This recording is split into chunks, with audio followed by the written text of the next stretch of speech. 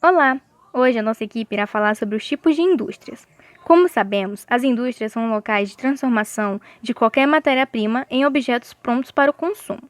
Elas se instalam em lugares que oferecem mão de obra, energia, transportes e mercado consumidor, para que haja a comercialização do que é produzido por elas.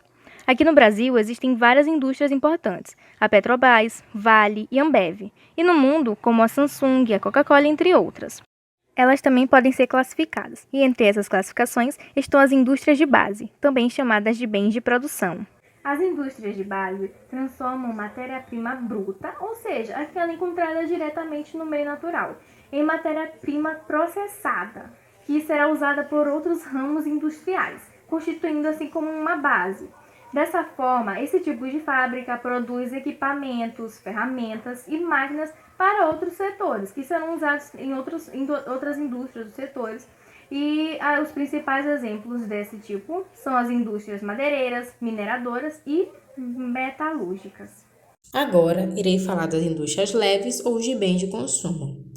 Então, as indústrias leves estão espalhadas por todo o mundo e geralmente ficam em locais com maior disponibilidade de mão de obra e também onde há um maior mercado para o consumidor.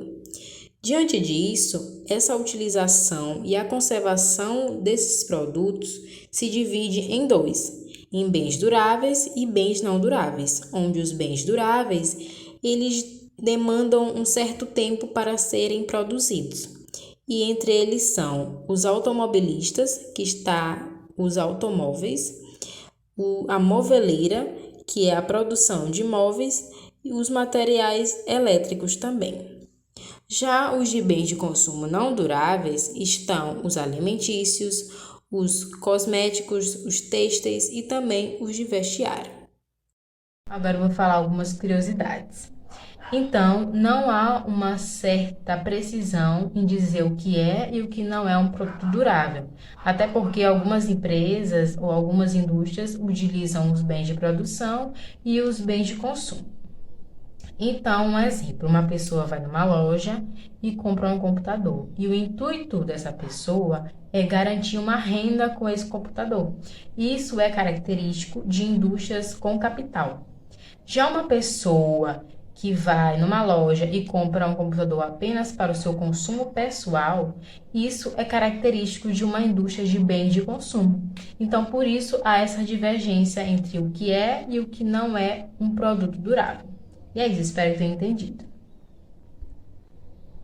A engenharia alimentícia, ela atua de várias formas, desde a seleção dos alimentos, o selecionar, o lavar e o porcionar, até o processo de embalagem para chegar na distribuição do comércio. Assim, também ela cuida de todo o processo de transportação até chegar na mesa do consumidor. O Brasil, ele é um dos maiores exportadores de alimentos do mundo.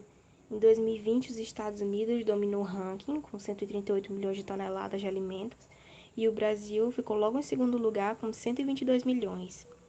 Durante o período de pandemia, o consumo de alimentos industrializados no Brasil teve uma demanda muito alta, principalmente também nas comidas de fast food e delivery.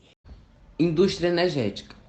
A energia é responsável pela produção de trabalho, portanto, qualquer coisa que esteja trabalhando possui energia. Alguns tipos de energias que existem é a mecânica, a térmica, a elétrica, a química e a nuclear. Há várias maneiras de adquirir essas energias, por meio de fontes renováveis e fontes não renováveis. As fontes renováveis, elas se regeneram na natureza, por isso não causam problemas ambientais. Alguns dos tipos delas são a hidráulica, a solar e a eólica. E as fontes não renováveis causam diversos problemas ambientais se não forem consumidas de maneira racional. Algumas delas são os combustíveis fósseis como petróleo, carvão mineral, xisto e gás natural, e a energia nuclear. Assim, muitos recursos renováveis e não renováveis são utilizados a fim de produzir energia, como é o caso das usinas hidrelétricas, nucleares e termoelétricas. Contudo, esse processo de geração de energia muitas vezes é degradante para os homens e para o meio ambiente. Isso porque muitas usinas lançam gases e resíduos tóxicos na atmosfera.